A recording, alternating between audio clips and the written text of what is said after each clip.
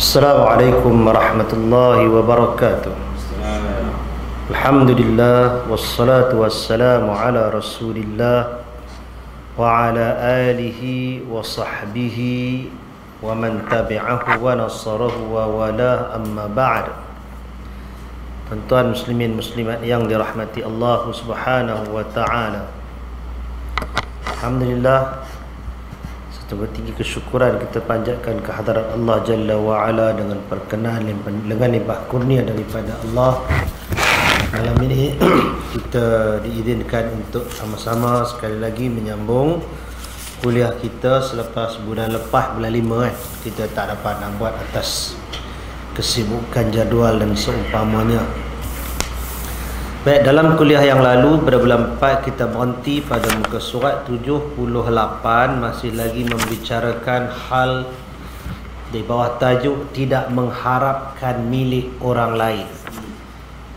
Huraiannya hari itu ialah tentang sikap segelintir daripada manusia yang suka meminta-minta hak orang lain sedangkan dia tidak memerlukannya ataupun ia sekadar untuk bermewah-mewah. Jadi kita telah bacakan beberapa hadis Nabi sallallahu alaihi wasallam, antaranya yang disebutkan Nabi sallallahu alaihi wasallam sabdakan dalam riwayat Samurah bin Jundub, al-masailu kaduhun yakdahu biha ar-rajulu wajhahu faman syaa'a abqa ala wajhihi wa man syaa'a taraka illa ay yas'ala ar-rajulu dha sultanin aw yas'ala fil amri la yajidu minhu budda. Nabi bersabda, orang yang meminta-minta sama dengan orang yang melukai wajahnya. Barang siapa ingin tetap punya muka, yakni tidak kehilangan harga diri, hendaklah dia bertahan, jangan meminta-minta. Barang siapa ingin meminta-minta, maka mintalah kepada penguasa atau ketika dia dalam keadaan sangat terpaksa. Hadis riwayat Abu Dawud. Itu yang kita baca hari itu. Seterusnya hadis yang lain, Thauban radhiyallahu anhu menyatakan Rasulullah sallallahu alaihi wasallam bersabda, barang siapa menjamin kepadaku bahawa dia tidak akan meminta-minta kepada orang lain, maka aku akan menjamin syurga untuknya. Lalu Thauban berkata, aku berjanji tidak akan meminta-minta, maka dia tidak pernah meminta-minta sedikit pun pada orang lain. Malam ini kita sambung lagi dengan hadis dari Abdullah bin Umar radhiyallahu anhuma. Nabi sallallahu alaihi wasallam bersabda, muka 78 ya, ma yazalur rajulu yas'alun nasa hatta ya'tiya yawmal qiyamati laysa fi wajhihi muz'atu lahmin. Orang yang sering meminta-minta pada manusia akan dibangkitkan pada hari kiamat dengan wajah tanpa daging. Hadis riwayat Al-Bukhari dan Muslim. Baik, tuan-tuan yang dirahmati Allah, hadis ini sambungan daripada koleksi hadis berkaitan dengan larangan meminta-minta. Dalam hadis ini Nabi sallallahu alaihi wasallam menggambarkan tentang, dan gambaran inilah gambaran hakiki. Hak Nabi sebut ni belum jadi, tapi Nabi itu Nabi, dapat wahyu daripada Allah Ta'ala yang menjelaskan tentang keadaan pada hari kiamat, pada hari akhirat nanti.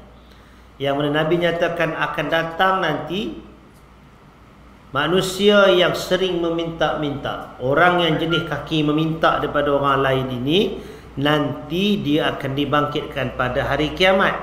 Ya, dia bangkit macam orang lain lah. Orang lain pun bangkit juga pada hari kiamat. Bezanya, spesies yang macam ini wajahnya tanpa daging. Kita nak bayang macam mana tau, keluar tengkorak, keluar muka, rangka je lah. Itu menunjukkan satu benda yang huduh kan, satu benda yang buruk yang digambarkan oleh Nabi sallallahu alaihi wasallam. Apa kesalahan lelaki tersebut? Ialah kesalahan yang lain ada timbang tara dia dalam mizan Allah Taala. Tapi untuk kes yang dia bangun tanpa wajah ni, tanpa daging ini, kerana Nabi kata dia duk kerja minta-minta daripada manusia. Dan minta ni yang macam mana? Ini telah pun kita huraikan dalam beberapa perbincangan yang lalu. Seterusnya, dari Abi Sa'id Al-Khudri radhiyallahu anhu, Umar radhiyallahu anhu berkata, "Wahai Rasulullah, aku mendengar seseorang berkata tentang kebaikan. Dia menyebutkan bahawa engkau telah memberinya 2 dinar." Rasulullah sallallahu alaihi wasallam berkata, "Tetapi si fulan tidak berkata demikian dan dia tidak memuji. Aku telah memberinya antara 10 sampai 100." Atau Rasulullah berkata sampai 200. Ini maknanya rawi hadis ini dia syak. Nabi sebut 10 sampai 100 ke 10 sampai 200. Dia tak perasan, dia syak yang tu. Jadi Nabi SAW sambung lagi, "Sesungguhnya seseorang yang meminta kepadaku dan aku memberinya, kemudian dia keluar dengan mengepitnya, yakni dengan rakus, maknanya dia ambil itu dengan rakus, maka itu bagi mereka adalah api." Umar berkata, "Wahai Rasulullah, mengapa engkau memberi kepada mereka?" Rasulullah SAW menjawab, "Mereka hanya boleh meminta kepadaku dan Allah tidak ingin aku ini kedekut." Pelik tu bahasa Indonesia maknanya kedekut. Hadis riwayat Ahmad. Baik. Dalam hadis ini Nabi SAW disebutkan tentang ada satu orang manusia yang mai kat Nabi minta. Lepas tu dia minta lagi dan dia minta lagi. Nabi bagi banyak kat dia daripada sampai ke 100 ataupun 200, kata perawi ni. Jadi bila macam itu, Nabi pun bagi warning. Nabi bagi warning tu, Nabi sebut masa tu. Tapi warning tu sampai ke masa kita, sampai ke hari ini dan sampai ke masa depan. Iaitu barang siapa yang meminta-minta. Nabi sebut pasal orang tu. Siapa yang meminta-minta daripada aku dan aku memberinya, maka dia keluar dengan rakus. Maksudnya dia bukan minta dalam keadaan yang dia perlu, sebagaimana yang kita huraikan. Dia minta dan kemudian dia tamak dengan benda yang dia dapat itu. Minta dan benda yang dia tak cukup-cukup dengan apa yang dia minta sebelum itu. Maka Nabi kata orang tu dia tak lain, dia cuma ambil api neraka. Umar heran, dah tu pasal apa bagi pula? Nabi SAW kata, dah orang tu minta dan Allah tak nak Nabi ni kedekut. Orang minta bagi. Maknanya dengan Nabi ni, atas orang yang minta tu sendirilah dia kena sedar diri. Kalau dia minta bukan untuk kecukupan dia, bukan minta untuk keperluan dia, maka dia minta tu yang dia dapat ialah api neraka. Ini hadis yang kita bacakan hari itu dan kita akan jumpa lagi hadis-hadis yang lain.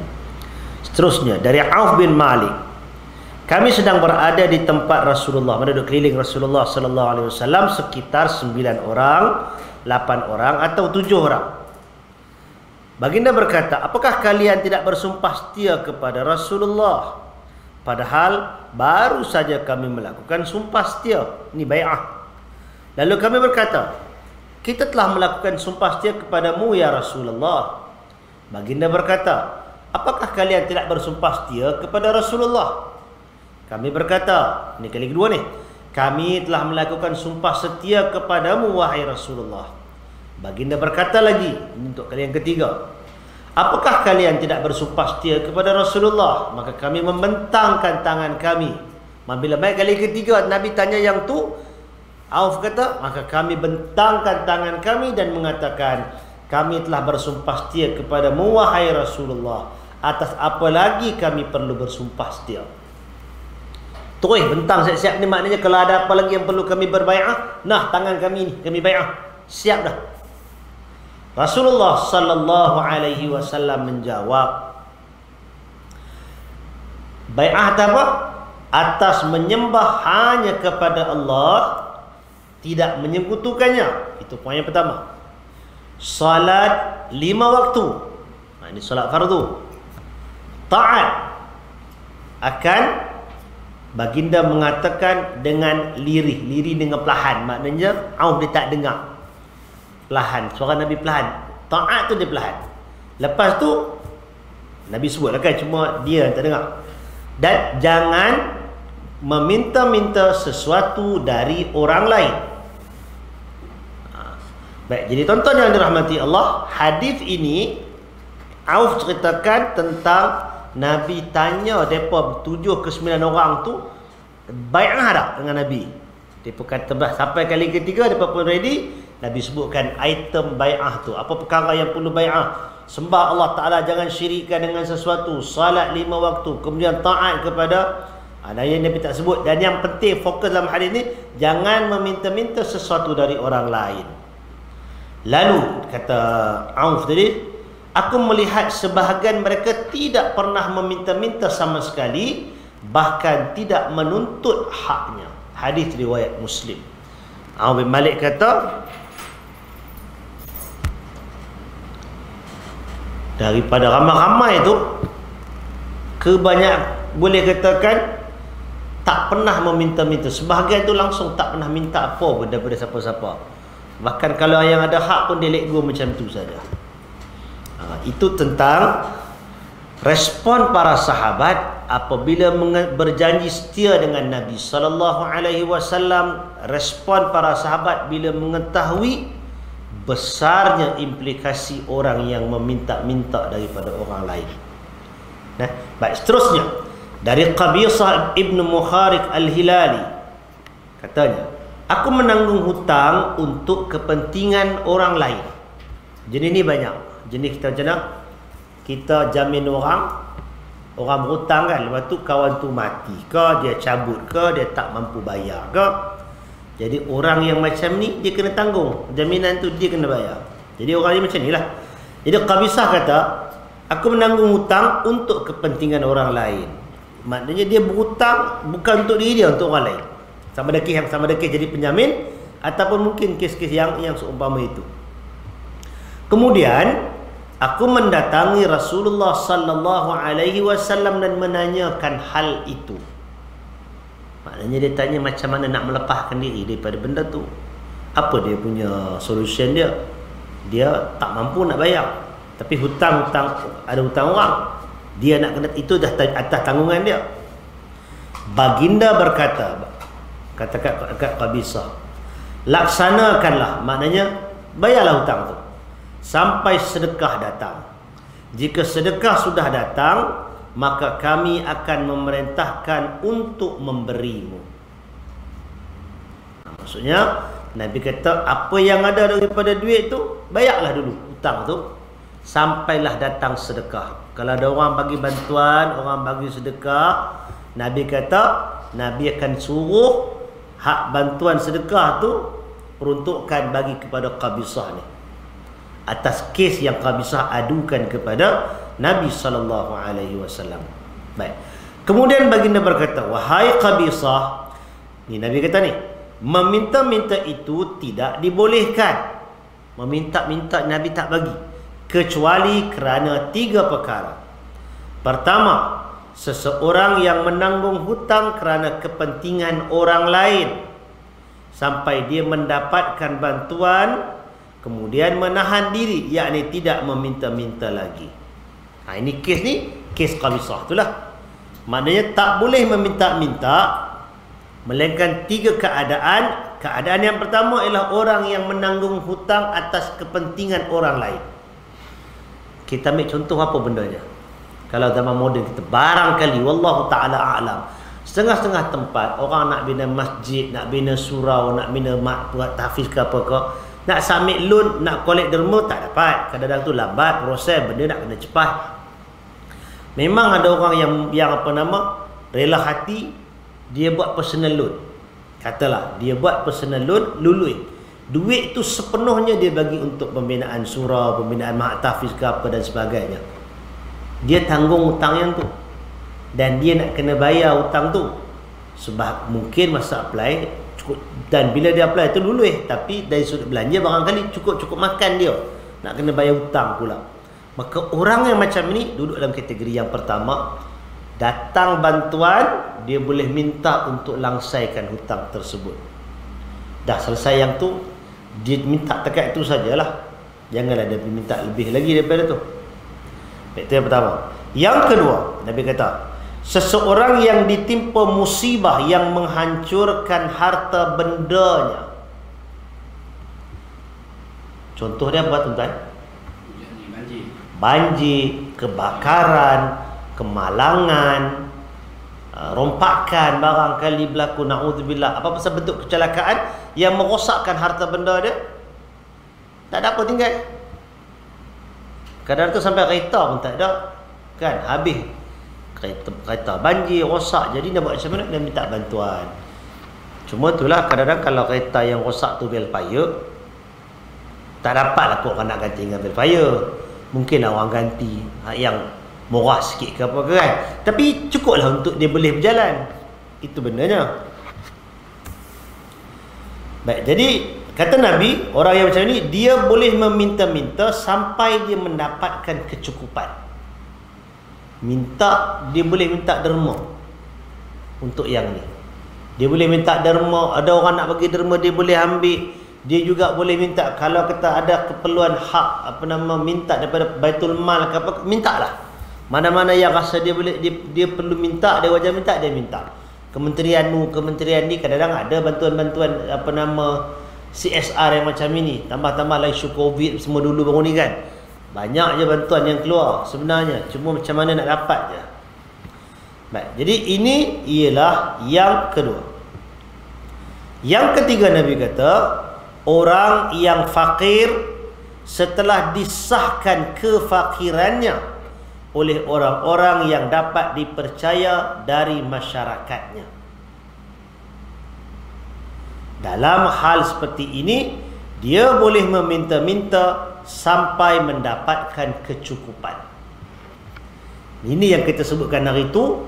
Kalau orang tu fakir, dia boleh minta, dan untuk sahkan yang dia tu fakir tu, perlukan kepada orang-orang yang dipercayai. Dalam sebagian hadis memang sebut 3 orang yang dipercayai daripada kalangan pemimpin keluarga masyarakat di situ. Mengesahkan ini memang orang fakir, dia minta, kita bagi. Dan yang minta tu pula minta sampai untuk dia mendapat kecukupan. Kalau dia minta tak cukup, memang dia kena minta lagi lah. So dia fakir ni kita kena tahu pendapat sama ada dia ada pendapatan tapi kurang daripada perbelanjaan yang dia perlu belanja, patut nama dia fakir. Ataupun dia memang tak ada pendapatan langsung, sedangkan dia ada perbelanjaan yang dia kena keluarkan, tanggungan dan sebagainya kan. Jadi orang yang macam ni, bila disahkan, bila dia minta dan disahkan oleh 3 orang dalam pemimpin masyarakatnya, maka orang yang macam ini sebenarnya dia berhak minta dan ada tanggungjawab masyarakat untuk bagi sampai dia boleh survive. Orang kata jangan bagi ikan, kita kena bagi jala. Betul, kena bagi jala. Tapi sementara nak bagi jala tu, ikan tu suarlah dulu, kan? Mana maunya kalau awal-awal tu saya bagi jala, kawan tu makan pun tidak lagi. Bagilah dulu 1, 2 trip tu dengan ikan-ikan tu, bagi bantuan makan, bagi berai apa semua. Dalam masa yang sama, kena ada satu program dalam masyarakat ini, dalam mana-mana institusi yang boleh buat untuk latih kemahiran, untuk bagi peluang pekerjaan, untuk bagi peluang perniagaan umpamanya kan. Bagilah dia boleh buat. Kalau kita tengok dekat Facebook tu, sebenarnya banyak dah orang yang buat macam ni. Maknanya bagi bantuan juga. Kemudian tanya orang tu, apa yang dia boleh buat? Saya boleh berniaga. Apa dia boleh berniaga yang tu? Belikan dia kemah, belikan dia apa benda perlu, stall ke apa ke, buat jalan. Saya perlukan, saya dah ada benda ni, saya perlukan modal awal untuk pusing, bagikan yang tu. Tapi jangan dalam banyak-banyak yang minta dan ditolong tu, memang banyak jugalah yang jenis yang Nabi sebut tu. Dah minta lagi, dapat duit dia tak buat bekerja tu, dia buat benda lain. Jadi itu benda-benda macam ini tuan-tuan, kalau kita nak kira, dia memang berlaku zaman kita, dia berlaku zaman sebelum kita, dan ia berlaku zaman Nabi yang Nabi bagikan amaran. 3 golongan saja Nabi kata yang minta, macam kita sebutkan ini. Lepas tu Nabi kata, selain itu tidak boleh meminta-minta wahai Qabisah. Jika ada yang meminta-minta bukan kerana keadaan yang dinyatakan, maka dia telah memakan barang yang haram. Sukhtun, kata Nabi. Maknanya, jadi kerana itu, poin dia ialah dalam bab meminta-minta ini, kalau dia bukan perlu, dia minta juga saja untuk memewahkan diri dia atau memanjakan dirinya, bukan atas keperluan, Nabi kata yang dia minta tu ialah makan benda haram. Hadirin yang dirahmati Allah Subhanahu wa taala. Itu antara amaran yang diberikan oleh Nabi sallallahu alaihi wasallam dalam perkara ini. Adapun jika ada orang memberikan uang kepadamu tanpa anda mengharap apapun, ingat itu, dan anda tidak bersikap rakus terhadap pemberian itu, maka boleh saja menerimanya. Ini situasi yang kedua. Kita tak minta tapi orang bagi, dan dia tidak ada sebarang konflik lah. Kadang-kadang tu kita tak sebut nak minta, tapi orang bagi pasal apa? Pasal kita yang akan sign dulukan kontrak tu. Itu tak boleh. Itu tajuk lain. Tapi ini dalam keadaan mungkin ada benda-benda yang kita tolong ke apakah, ataupun dia nampak macam kadang-kadang ada orang kan, cerita kawan duduk kat pergi umrah, duduk kat Masjidil Haram, duduk bentar tunggu sembahyang, bentang sejadah depan. Memang sejadah kan, letak petunduk macam tu. Datang orang bagi duit.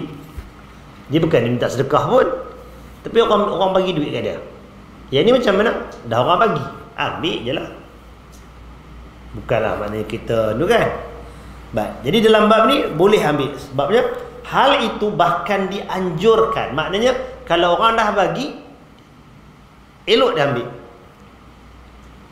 Sebagaimana sabda Rasulullah sallallahu alaihi wasallam yang diriwayatkan oleh Umar bin Al-Khattab radhiyallahu anhu. Katanya, Rasulullah sallallahu alaihi wasallam memberikan aku sesuatu, bagi hadiah kat dia. Lalu aku katakan, berikanlah kepada orang yang lebih memerlukan. Tengok Umar, dia memang very gentleman punya. Nabi bagi kat dia, Nabi bagi kat dia tu tuan-tuan. Kalau kita Nabi bagi tu, Nabi yang bagi kan, tentu yang tu pegang peluk sampai ke tidur apa semua kan. Lah ni hak Nabi gambaran capal pun orang duk cium sampai kita bawa ke mimpi. Pasal kita kata barang daripada Nabi. Tapi Umar, ni manusia ni, bila Nabi bagi hadiah ke dia, dia kata, ya Rasulullah, bagilah kat orang, dia kata, yang lebih memerlukan. Dia bukan tak mau hadiah Nabi, tapi dia rasa dia tak perlu, dan dia rasa ada orang lain yang perlu. Jadi Nabi perlu utamakan orang yang macam tu. Ini poin dalam tajuk ni. Lalu Rasulullah sallallahu alaihi wasallam bersabda, ambillah. Jika datang sedikit bantuan dan engkau tidak rakus dan tidak meminta-minta, maka ambillah. Maknanya kalau kita bukan jenis tamak haloba dan bukan kita yang minta, orang yang bagi, ambil. Jangan bersikap rakus terhadap bantuan itu. Hadis riwayat Al-Bukhari dan Muslim. Bahkan ada dalam hadis yang lain, Nabi sebut kepada Umar, orang bagi, ambil hadiah.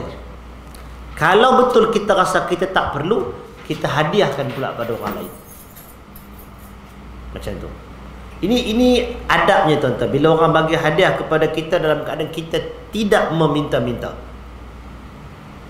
kalau dia bagi, ambil. Kalau kita rasa aku dah ada banyak daripada bagi ni, tak perlu pun, ada orang lagi yang lagi perlu, yang lagi susah, yang begitu dan begini, kita panjangkan hadiah tu, sedekah ke apa, bagi kat orang itu pula. Jadi masing-masing dapat pahala. Hak pertama bagi kepada yang kedua dapat pahala. Kita pun atas dasar kita tak perlu, kita bagi kat orang lain pula, kita pun dapat pahala. Pahala terima dapat, pahala sedekah pula dapat, bantu orang susah lagi. Jadi itu cara kita mengiranya. Baik. Adapun jika anda menduga bahawa sumber harta tersebut adalah haram, maka tolaklah. Yang ni berikutnya pula. Kalau yang bagi tu kita tahu yang ni main bukti, main duit haram. maka ketika itu tolaklah pemberian tersebut. Nah, ini adabnya. Ibnu Hajar Al-Asqalani rahimahullah di dalam Fathul Bari berkata, pada prinsipnya orang yang diketahui bahawa hartanya adalah halal, maksudnya dia kerja, kita tahu dia ada bisnes, dia ada kerja, dia ada pendapatan, kata dia ada halal, maka kata Ibn Hajar, pemberiannya boleh diterima. Manakala orang yang diketahui bahawa hartanya adalah haram, tengoklah kan, mungkin kita tahu orang tu memang kaki judi, kau ni memang pemegang saham Magnum, mungkin dia pegang saham Genting Highland Casino ke apa, kita pun tahu yang tu. Maka kalau dia bagi, kita tahu harta dia haram, kata Ibn Hajar, maka pemberiannya perlu ditolak. Adapun jika diragukan, maknanya kita ragu ini duit halal ke duit haram ke, maka lebih baik menolaknya demi kehati-hatian, untuk ihtiyat. Kalau kita syak, kita ragu-ragu, dia ni bagi duit halal ke, dia bagi duit haram ke, secara adabnya kita perlu tolak. Ini kata Ibn Hajar Al-Asqalani. Itu kalau ragu-ragu. Tapi kalau kita yakin ini duit halal yang dia bagi, dia ada bab bisnes dia yang haram, mana kita nak tahu. Tapi yang kita tahu dia ada gaji, ataupun dia dapat projek yang halal pun semua, dia nak bagi kita, ambil lah. Sekarang ni keadaannya clear cut haram, ataupun kalau kita ada syubhah di situ, maka perlu ditolak. Ibnul Mundhir rahimahullah berkata, orang yang bersifat longgar dalam masalah ini, yakni masalah menerima pemberian, dia tak ketat sangat, mana boleh lah. Orang macam ni katanya beralasan bahawa walau Allah Subhanahu wa taala berfirman tentang orang Yahudi, atau apa kata Allah Taala dalam suratul Maidah, mereka itu adalah orang-orang yang suka mendengar berita bohong dan sering memakan yang haram. Ini gambaran yang Allah Ta'ala bagi mengenai orang-orang Yahudi. Kan, nampak Yahudi macam tu kan? Okay, baik. Apa kata dia?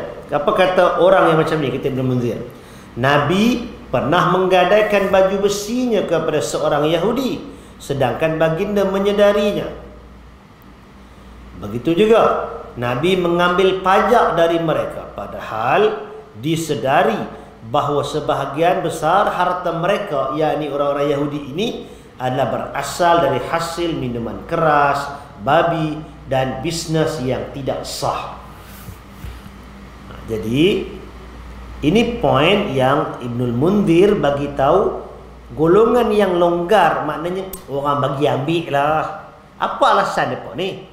Ada alasan tak? Ulama' yang longgar yang kata ambil ni, alasannya tadi, dalam keadaan Allah Ta'ala bagi tahu Yahudi itu sifatnya begitu dan begini, makna bendanya haram yang dia makan, banyak benda tu, tapi Nabi masih lagi berinteraksi, Nabi masih lagi gadai. Bila Nabi gadai baju besi, Nabi ambil duit mereka, ambil duit Yahudi, dalam keadaan tahu hasil orang tu banyak daripada benda-benda yang tak sah. Jadi kalau Nabi boleh menunjukkan, bolehlah benda tu. Ini hujah bagi golongan yang melonggarkan. Adapun bagi golongan yang mengetatkan tadi, macam Ibnu Hajar dan yang lain-lain itu, mengambil kira ihtiyat, ahwat.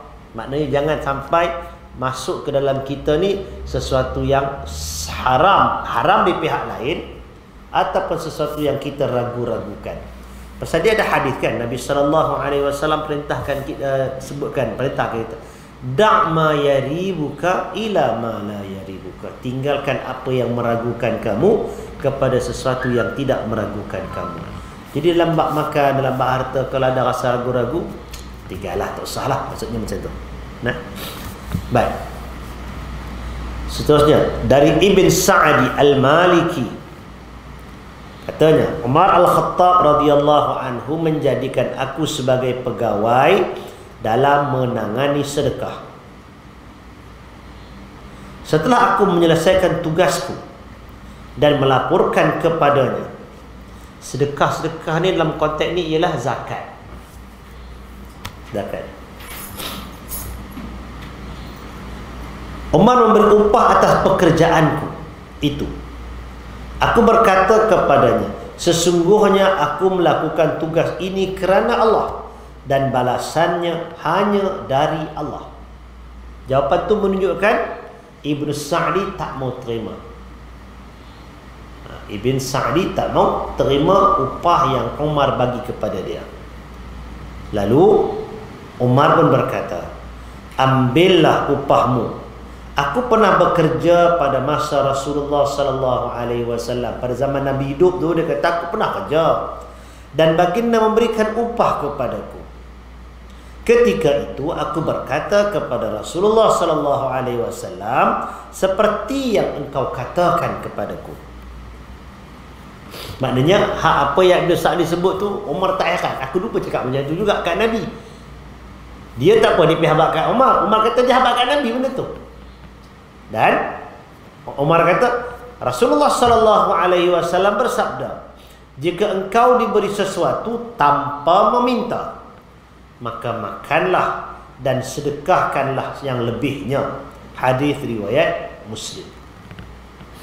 Jadi poin dia tuan-tuan, dalam bab ini, dalam keterangan ini ada dua. Tadi kita sebutkan larangan meminta-minta bila tak perlu, ataupun minta dalam keadaan loba dan rakus terhadap apa yang kita dapat. Satu. Yang keduanya ialah bila orang bagi tanpa kita minta, yang tu dianjurkan, digalakkan untuk terima. Ambil. Lepas tu kalau rasa ada lebih yang kita tak perlu, sedekahkan pada orang lain pula. Itu dua situasi. Qala musannif, perhatikanlah dampak ni kesan. Perhatikanlah kesan menahan diri dari meminta-minta dan kurniaan Allah kepada orang yang menahan diri dari meminta-minta kepada orang lain. Perhatikan siapa ni? Abdurrahman bin Auf radhiyallahu anhu datang ke Madinah. Datang ke Madinah ketika hijrah. Hijrah Abdurrahman bin Auf ke Madinah. Tuan-tuan nak kena faham, Abdurrahman bin Auf ini manusia yang sangat kaya, saudagar yang sangat berjaya, harta yang sangat banyak. Tapi bila dia berhijrah, dia tak nak hangkut semua kekayaan bawa sekali pergi. Mana nak boleh? Hijrah tu pun dalam keadaan yang sembunyi-sembunyi. Hijrah tu pun dalam keadaan yang menggadai nyawa. Bahaya nak hangkut macam-macam kan. Jadi dia tak bawa apa yang boleh dia bawa, perlu saja. Ibarat kata macam lebih kurang selai pinggang. Tapi itulah Abdurrahman bin Auf. Dia pergi ke Madinah. Bila sampai kat sana, Rasulullah sallallahu alaihi wasallam mempersaudarakannya dengan Sa'ad bin Rabi' radhiyallahu anhu. Mempersaudarakan ni tuan-tuan, Nabi buat masa mula-mula hijrah tu, seorang muhajirin, orang Mekah, Nabi pairingkan dia, partnerkan dia dengan seorang Ansar, Aus ataupun Khazraj, orang Madinah, yang lebih kurang sama level. Ikut dia, yang ni dengan ni, yang ni dengan ni. Nabi, geng yang awal ni akan ada saudara angkatnya. Bila dipersaudarakan ni, dipairingkan ni, mereka ni kira jadi saudara angkat. Mereka ni lah yang akan berusaha untuk bagi tempat tinggal, bagi makan kepada orang-orang muhajirin yang datang tu, boleh kita katakan menggadai nyawa, dan ramai dalam keadaan yang selai sepinggang. Tak bawa takat mana yang sempat bawa je. Dia bukan hangkut satu kontena, bawa satu lori, mover, tidak lah. Mana ada orang buat macam tu. Tak boleh buat. Masa-masa tu dia pun menyelamatkan diri kan. Baik, jadi Sa'ad bin Rabi' ni adalah antara hartawan di Madinah. Dia ada harta, dia ada isteri yang ramai, dipersaudarakan dengan Abdurrahman bin Auf. Jadi masyhur dalam kisahnya, Sa'ad menawarkan salah seorang isterinya kepada Abdurrahman bin Auf dan separuh hartanya. Dia tunjuk ke Abdurrahman, aku ada ni isteri-isteri aku, mana yang berkenan mai bagi tahu kat aku ceraikan dia, habis nanti ambil nikahlah. Macam tu sekali, wa yu'thiruna ala anfusihim, Orang Madinah ni dia ada satu kelebihan, dia boleh melebihkan saudara-saudara muhajirin daripada Mekah tu. Dia boleh lebihkan mereka tu, orang yang datang bersusah payah. Pasal dia menyadari hakikat, inilah orang yang mula-mula menerima dakwah Rasul sallallahu alaihi wasallam. Inilah orang yang mula-mula menjadi golongan yang menyokong Nabi. Di saat orang Quraisy semua duduk di dalam belitan sembahan berhala dan seumpamanya. Inilah golongan yang tertindas, yang diseksa, yang dibuat macam-macam oleh kekejaman jahiliah Mekah. Jadi bila mereka tu tinggalkan segala-galanya yang di Mekah, datang untuk bersama Nabi, orang Ansar kata ini memang orang golongan ini adalah golongan yang sangat hebat. Ini adalah golongan yang saudara kita yang Nabi bersama dengan Nabi. Pasal tu orang Ansar ini dia bagi apa yang nak, habaq begitu kami bagi. Setakat mana yang boleh tu kita usahakan. Pasal tu Quran catatkan kelebihan Ansar ialah dia boleh melebihkan, ithar dipanggil. Apa keperluan orang Muhajirin, terutama saudara-saudara dia sendiri, dia bagi. Walaupun dia tu sendiri ada keperluan, tapi bagi kat saudara dulu, bagi kat Muhajirin dulu. Baik, jadi dalam bab ni Sa'ad dia offer ke Abdul Rahman. Nah, aku ada isteri banyak, dia pilih salah seorang, ambil. Nikah kemudian. Bagi nanti aku ceraikan, baru nikah. Bukan yang tu satu. Separuh daripada harta. Ialah separuh lagi dia punya. Dia kata separuh lagi harta, minta untuk bagi. Dia kata aku bagi kat kau, wahai Abdul Rahman. Namun Abdul Rahman menolak tawaran itu. Abdul Rahman tolak, dia tak mahu. Sebahagian riwayat menyatakan dia cuma minta tunjuk kat aku pasar ke ada pasar. Satu. Ada sebahagian riwayat sebut yang kata bagi pinjam modal dia nak buat berniaga. Maknanya tawaran separuh harta. Dia bukan nak ambil semua, bagi modal sikit, habuan boleh mula berniaga. Lepas tu tunjuk tang mana ada pasar. Jadi bila macam tu dia pun dapat modal, dia pun hilang. Selang beberapa hari telah nampak kebahagiaan pada diri Abdul Rahman. Yang ni tuan-tuan, ada hadis dalam riwayat Abu Dawud, Nabi sallallahu alaihi wasallam dah lepas dapat saudara tu hilang kan. Tiba-tiba terserempak dengan Nabi. Serempak dengan Nabi, Nabi nampak ada kesan kuning, za'faran pada Abdul Rahman. Kuning ni dia seakan-akan macam perhiasan orang kahwin. Za'faran tu kuning kan. Jadi seakan-akan ada bentuk perhiasan macam orang baru kahwin dekat Abdul Rahman ni. Jadi Nabi SAW dia kata nampak kebahagiaan pada diri Abdul Rahman dan dia telah menikah.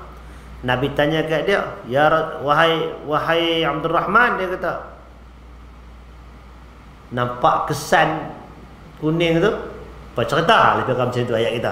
Kalau ayat kita kan, kata Abdul Rahman kepada Nabi, ya Rasulullah, tazawwajtu imra'atan, aku dah kahwin dengan seorang perempuan. Hadis ni tuan-tuan, fokus dia satu ialah Abdul Rahman dah kahwin dengan seorang perempuan. Kisah dia dalam kita fokus tajuk kita ni ialah Abdul Rahman ditawarkan dengan isteri, ditawarkan dengan harta, separuh harta, dia tak mau, dia tolak. Dia bukan jenis mengambil kesempatan, tapi dia gunakan ruang yang ada untuk develop diri dia. Dan hadis yang kita baca ni, dia masuk satu bab lagi daripada tajuk tadi. Tajuk tidak meminta-minta, contoh Abdul Rahman. Yang kedua, Abdul Rahman juga orang yang menggunakan ruang yang ada untuk develop diri dia tanpa mengambil kesempatan.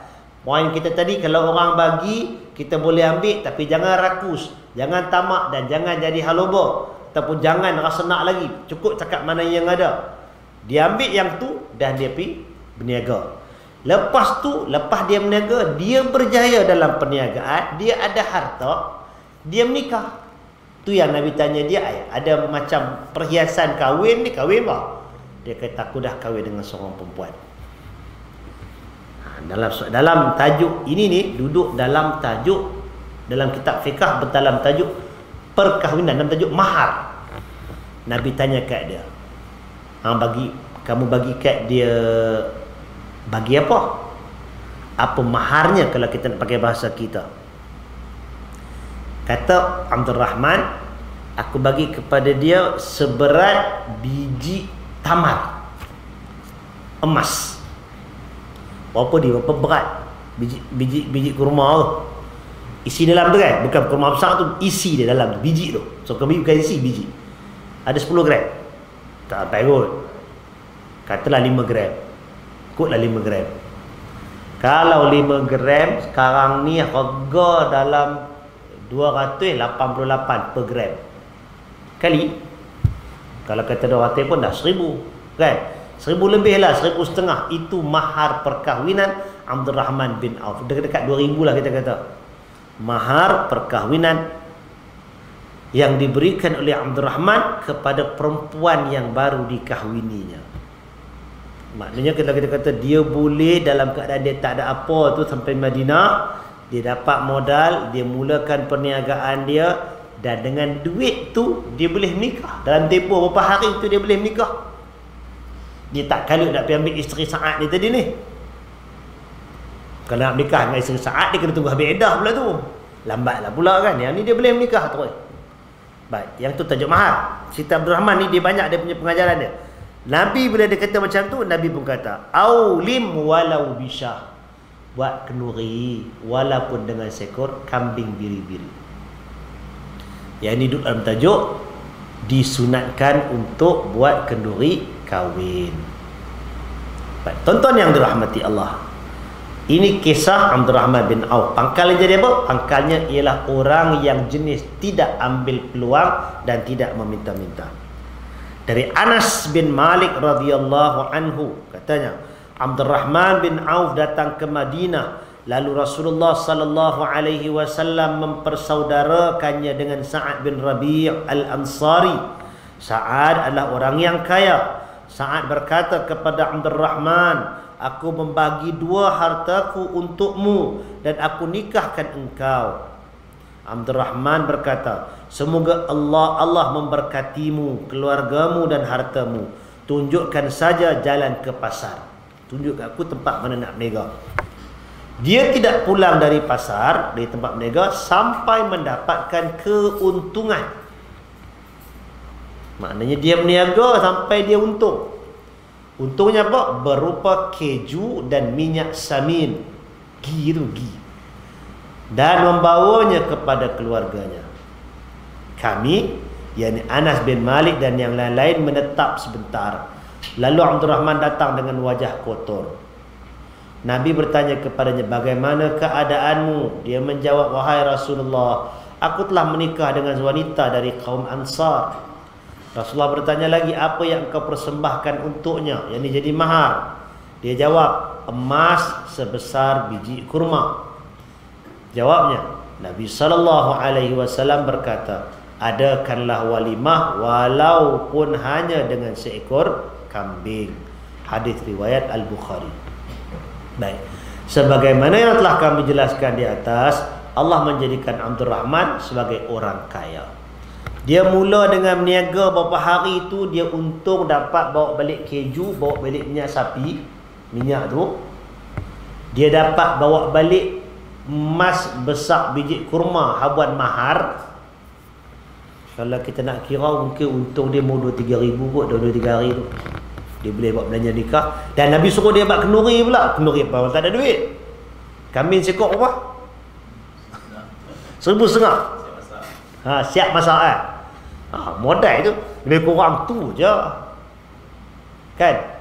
Kambing kalau kita kata kambing 1,500, mahar dalam 2,000 tadi dah 3,500. Modal juga tu. Maknanya dalam tempoh beberapa hari itu Abdul Rahman sudah dapat memulakan rentak perniagaan dia. Dan kemudian dia menjadi kaya dan sangat kaya. Dari Abi Hurairah radhiyallahu anhu, Rasulullah sallallahu alaihi wasallam bersabda, orang yang paling baik di antara kalian adalah orang yang paling baik kepada keluargaku setelah aku wafat. Abdul Rahman bin Auf menjual kebunnya dengan harga 400,000 lalu dibahagikan kepada isteri-isteri Nabi sallallahu alaihi wasallam wa radhiyallahu anhunna. Hadis riwayat Ibnu Abi Asim di dalam As-Sunnah. Dari Aisyah radhiyallahu anha, Rasulullah sallallahu alaihi wasallam bersabda, sesungguhnya urusan kalian adalah bahagian dari urusan yang jadi fikiranku setelah wafatku. Tidak akan ada yang sabar menghadapi kalian kecuali orang-orang yang sabar. Nabi sebut yang ni kepada Aisyah dan kepada isteri keluarga Nabi lah. Kemudian Aisyah berkata kepada Abu Salamah bin Abdurrahman bin Auf. Abu Salamah ni anak Abdurrahman, orang yang meriwayatkan hadis ini dari Aisyah. Semoga Allah menghidangkan minuman penghuni syurga untuk ayahmu. Yang dimaksudkan ialah Abdurrahman bin Auf. Isteri-isteri Nabi menerima uang darinya sebanyak 40,000. Hadis riwayat At-Tirmidzi. Baik, yang ni tuan-tuan, cerita dia ada pernah buat kiraan hari tu tau. Abdurrahman bin Auf ni, dia jual kebun dia, hasil jualan tu dia bagi kepada isteri-isteri Nabi selepas kewafatan Nabi. Kemudian setiap tahun dia akan hadiahkan kepada keluarga tentera Badar. Tentera Badar 300 lebih tu, ahli keluarga tu, ada peruntukan yang dia bagi daripada harta dia. Dia bagi. Dan dia meninggalkan 4 orang isteri. Tak ingat itu catatan macam mana. Dulu ada catat. Masa dia meninggal tu, kalau dinisbahkan nilai ternakan dia, emas dia, kebun dia, asal kalau tak salah dalam 10 tahun dulu kot pernah nilaikan harta dia cecah 3-4 bilion juga RM. Itu Abdurrahman bin Auf. Kaya. Patah balik cerita kita tadi, ini adalah manusia yang masa Sa'ad bin Rabi' offer kat dia, dia tak rakus, dia tak ambil peluang, dia tak mau, dia tak minta. Dan orang bagi pun, sebagai riwayat kata dia minta sikit untuk modal itu je, pinjam, bukan ambil terus. Dan Allah Ta'ala gandakan kekayaan atas iffah diri dia tu. Allah gandakan kekayaan untuk dia sampai jadi manusia yang sangat kaya. Dan dalam keadaan dia sangat kaya tu, dia duk bagi ke orang macam-macam, cukup banyak, kepada keluarga-keluarga Nabi. Sampaikan Aisyah kata, maknanya Aisyah pujilah Abdurrahman ni pasal Nabi sebut, Nabi duk bimbang kat isteri-isteri Nabi ni, hanya orang yang sabar je boleh jumpa kat mereka ni, boleh layan. Tapi ternyata Abdurrahman boleh bagi 40,000. Tak dinyatakan dinar ataupun dirham. Wallahu ta'ala alam. Baik, sikit lagi. Begitu pula dengan Abu Mas'ud Al-Badri radhiyallahu an, ketika turun ayat sedekah, dia berangkat ke pasar dan bekerja sebagai kuli. Dari kerja itu dia memperoleh upah yang ia sedekahkan. Kemudian tidak lama kemudian Abu Mas'ud menjadi orang yang kaya. Dia dah kerja jadi kuli, dia dapat upah tu dia sedekah pula. Satu hal yang mengherankan adalah adanya sebahagian orang yang pergi tanpa bekal dan mereka berkeyakinan sebagai orang yang bertawakal kepada Allah, walau kemudian mereka meminta-minta kepada orang lain. Jadi itu bukan kerja yang elok sebenarnya. Orang kata tawakal pi dengan tak ada modal, dengan tak ada apa, last sekali pi minta ke orang. Itu bukan sifat yang terpuji. Maksudnya kalau kita nak pergi bermusafir, kita nak mulakan kerja, nak bekerjaya, jangan mula daripada kosong yang menyebabkan kita terpaksa mengemis dan meminta-minta. Maknanya kena usahalah. Baik, dari hadis Ibn Abbas, penduduk Yaman melakukan haji dan tidak membawa bekal. Mereka menganggap diri mereka sebagai orang-orang yang bertawakal. Namun ketika sampai di Mekah, mereka meminta-minta kepada orang lain. Buat leceh. Pi tu tak ada modal, tak ada bekal, konon-konon tawakal. Lepas tu bila sampai sana duk minta ke orang. Maka Allah Subhanahu wa taala menurunkan firman-Nya, "Fatazawwadu fa inna khairaz zadi at-taqwa." Berbekallah kamu, sesungguhnya sebaik-baik bekal adalah takwa. Suratul Baqarah ayat 197. Sekelompok ulama mengatakan bahawa tafsir ayat tersebut adalah berbekallah dan jangan mengganggu orang lain dengan meminta-minta kepada mereka, dan hindarilah dosa meminta-minta. Baik, tuan-tuan yang dirahmati Allah, cukup kita sekadar tu untuk hari ini. Mudah-mudahan Allah Ta'ala bagikan kefahaman kepada kita, dan kita akan sambung tajuk kita bila lepas ni, tajuk yang lain. Wallahu ta'ala a'lam. Ada apa soalan? Silakan.